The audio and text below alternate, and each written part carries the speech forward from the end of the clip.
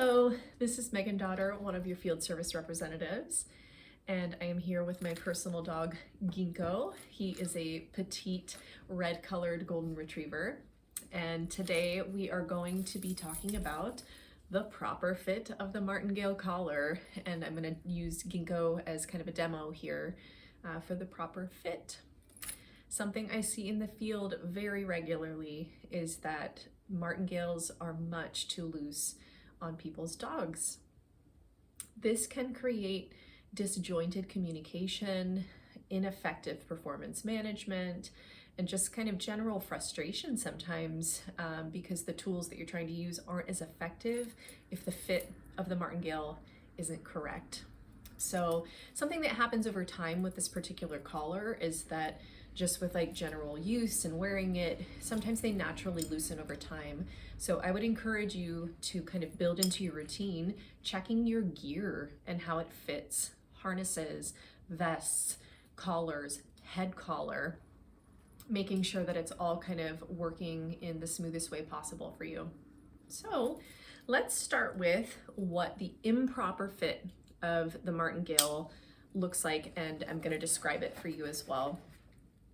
So this is much too loose.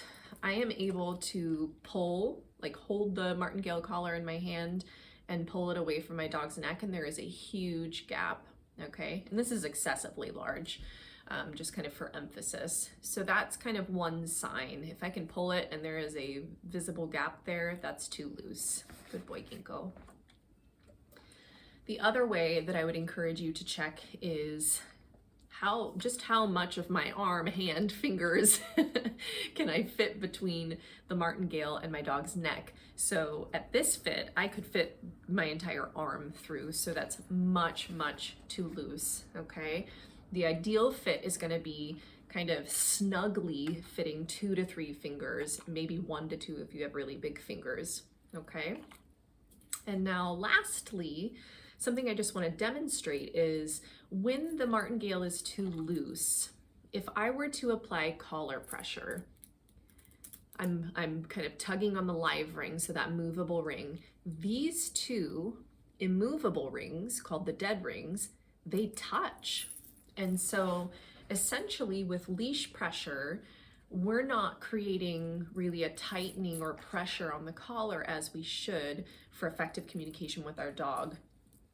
We are going to be more likely to have to be kind of tugging and kind of pulling our dog along to create some kind of contact on their neck versus that nice kind of smooth pressure that's created with a properly fitted collar. Okay, good boy. So I'm going to show you how to tighten the collar because this is a question I get a lot as well.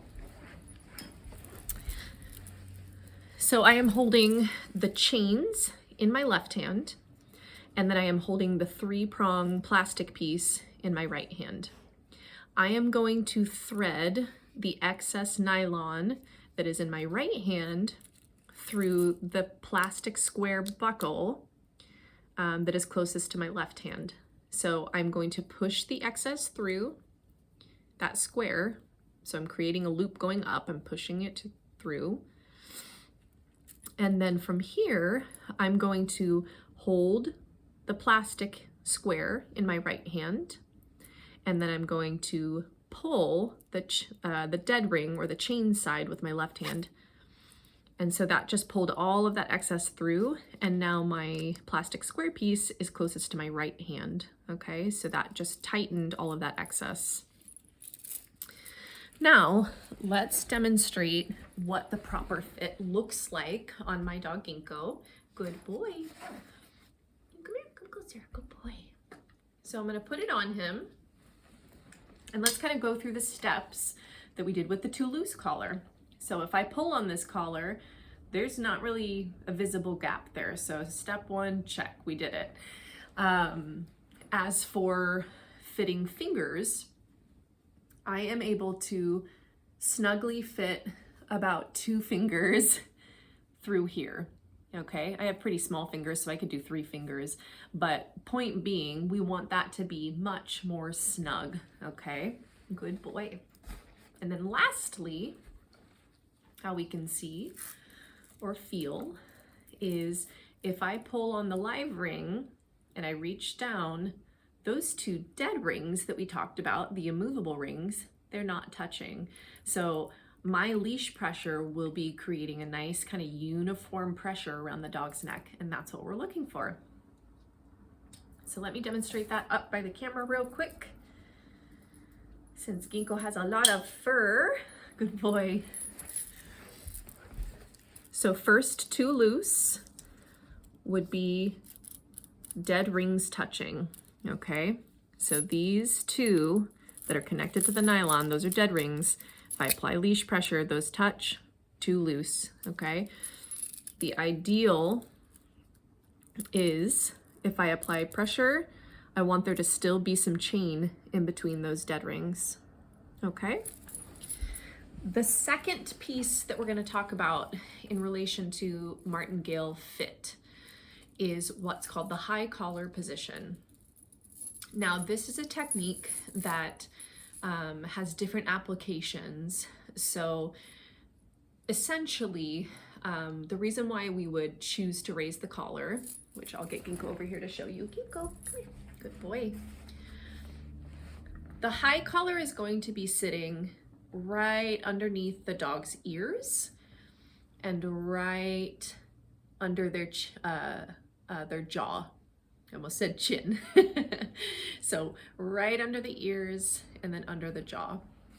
Reason being is that that area is much more sensitive on the dog's neck versus kind of the middle of their neck where they have all of that big skin, extra skin there.